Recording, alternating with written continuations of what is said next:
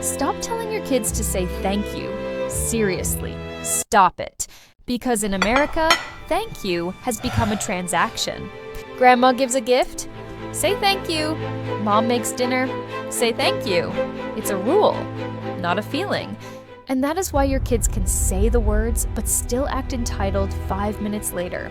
But in Japan, parents do something different. They don't teach manners, they teach perspective.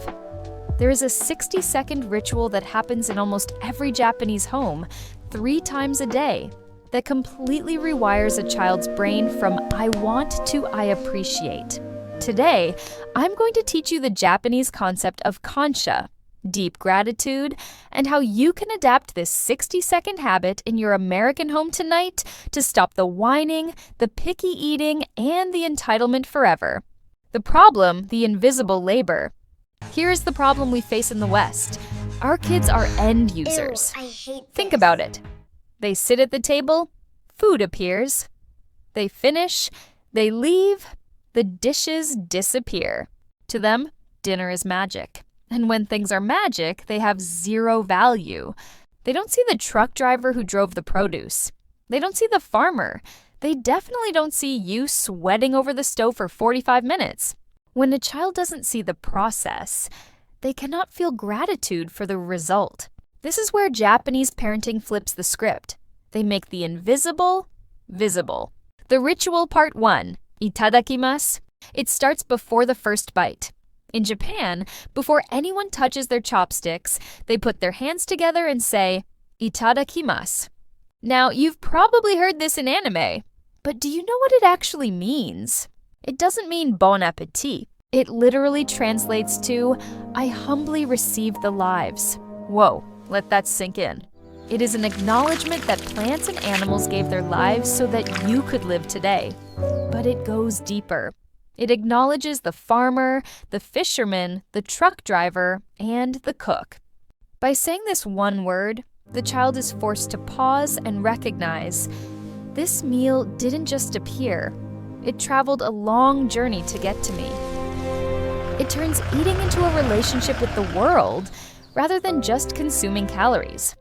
When you view food as a life given to you, you are much less likely to throw it on the floor because it touched a green bean.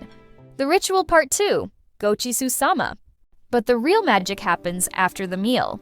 In the US, kids usually ask, "Can I be excused?" And they run off to play Roblox.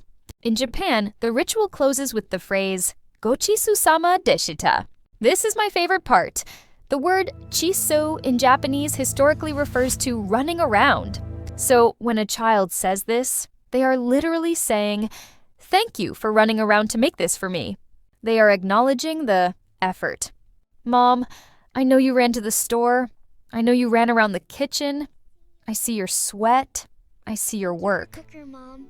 Imagine if your 7-year-old acknowledged your hard work every single night.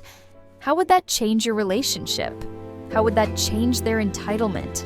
How to do this in America, the adaptation. Okay, so you live in Ohio, not Osaka. You don't speak Japanese. If you start making your kids bow and speak a foreign language tonight, they're going to look at you like you're crazy. So how do we translate this concept of kansha, gratitude, into an American routine? We call it more the 3-step pause. Here's how you do it tonight. Step 1, hands still. Require everyone to sit for 10 seconds with hands in their lap. No grabbing forks. The physical stillness resets the brain. Step 2, trace the path.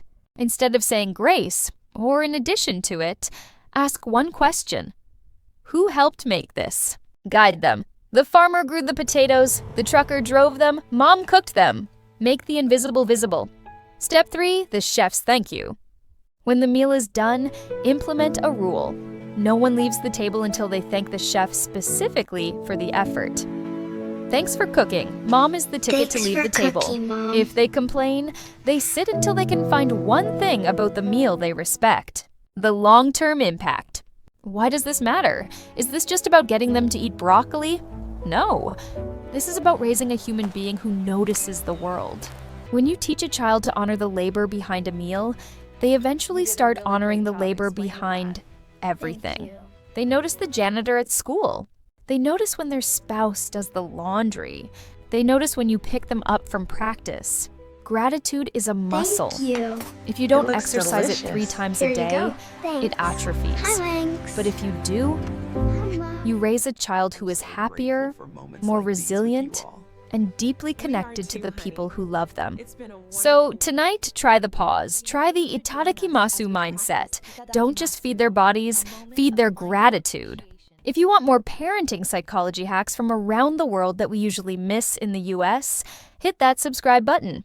And tell me in the comments, what is the rudest thing your kid has ever said at the dinner table?